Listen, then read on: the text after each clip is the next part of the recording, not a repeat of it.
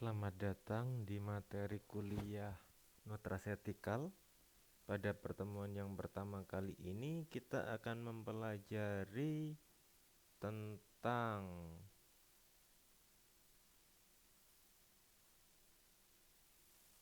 sejarah dari nutrasetikal, pengertian dari nutrasetikal, konsep dari nutrasetikal, klasifikasi nutrasetikal, serta hubungan antara produk nutrasetikal dengan ilmu fitokimia, di mana untuk fitokimia kalian sudah menempuh semua di materi kuliah sebelumnya. Nah, sejarahnya itu adalah berdasarkan dari Hippocrates. Hippocrates mengatakan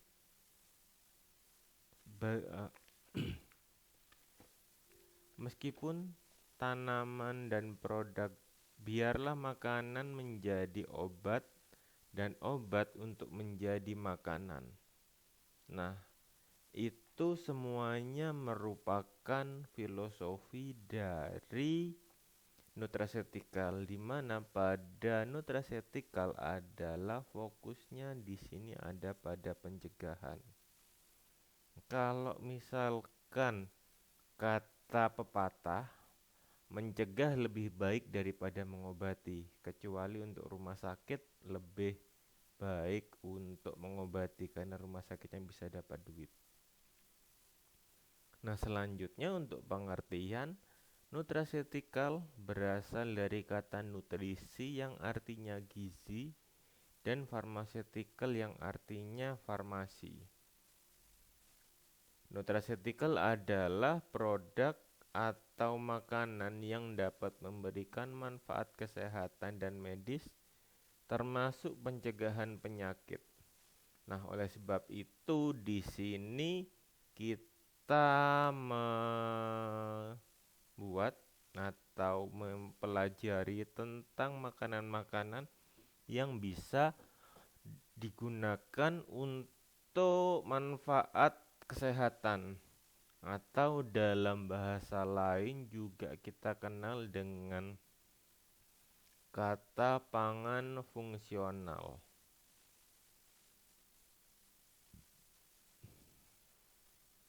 Nah, untuk produk nutraceutical sendiri adalah berupa suplemen makanan dan diet khusus untuk makanan dengan rekayasa genetika, produk herbal dan makanan olahan seperti sereal, sup, dan minuman.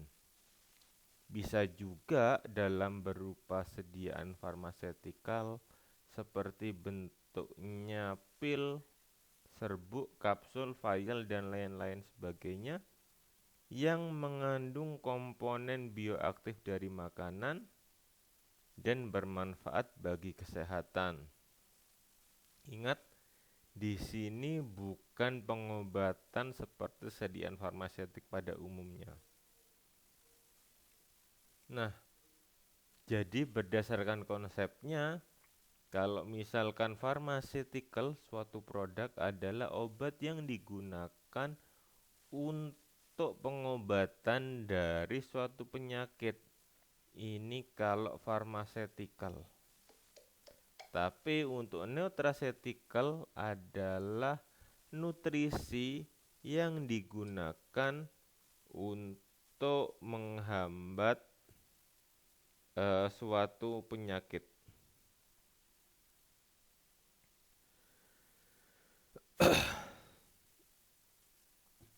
Nah, terus untuk konsep pharmaceutical sendiri di sini adalah berdasarkan pada nutrisi untuk kesehatan, dan apabila dikombinasikan dengan suatu obat untuk penyembuhan, baik untuk yang sakit ataupun cedera, jika dikombinasikan maka dapat menjadi suatu bidang ilmu, suatu bidang pendekatan yang baru untuk dapat mencegah atau membantu pada saat orang tersebut mengalami pengobatan. Nah, klasifikasi nutraceutical sendiri adalah dibagi menjadi dua, yaitu yang pertama adalah potensial nutraceutical, di mana ada suatu zat atau suatu tanaman yang sangat menjanjikan untuk suatu pendekatan terhadap kesehatan atau dapat memberikan benefit atau keuntungan. Lalu yang kedua ada yang established nutraceutical, yaitu nutraceutical yang sudah terbukti sebagai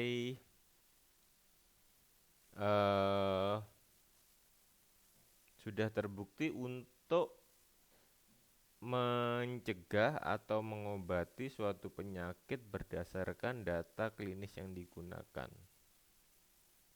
Nah, karena kita berbicara tentang nutraceutical, di mana di sini komponennya bisa berupa tanaman, daging atau mineral. Nah, karena kita tidak jauh-jauh dari hal tersebut, oleh sebab itu kita tidak jauh-jauh dari konsep fitokimia. Nah, karena itu kita harus mengetahui beberapa kandungan dari kandungan kimia dan manfaat produk dari nutraceutical tersebut. Contohnya untuk antioksidan, di mana dalam beberapa tanaman itu mempunyai antioksidan. Contohnya ada resveratrol dalam anggur merah. Dia berfungsi sebagai antioksidan. Lalu ada flavonoid dalam jeruk. Flavonoid itu dalam jeruk, anggur, dan teh. Antosianin pada tanaman beri. Protoantosianin pada biji anggur merah. Dan juga vitamin C, vitamin E, beta karoten, dan selenium. Di sini berfungsi sebagai antioksidan. Juga ada beberapa produk atau makanan yang dia sifatnya mengurangi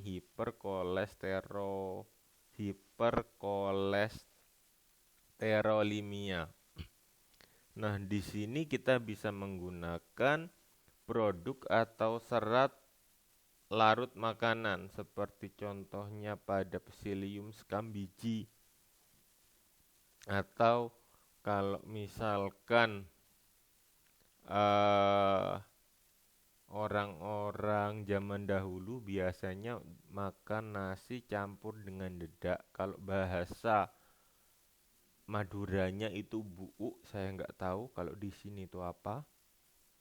Nah, itu tanaman khasiatnya itu dia bisa mengurangi resiko hiperkolesterolemia, karena dari dedak tersebut dia bisa mengikat hampir semua lemak yang ada pada makanan tersebut dan mengeluarkannya. Lalu selanjutnya ada tanaman yang menurunkan resiko penyakit kardiovaskuler. Nah, contohnya ada alpha-linolenat dari biji chia atau rami. Permasalahannya adalah di Indonesia untuk produk nutraceutical sendiri itu belum mendapatkan izin tertentu dari BPOM. Nah, ini yang masih menjadikan suatu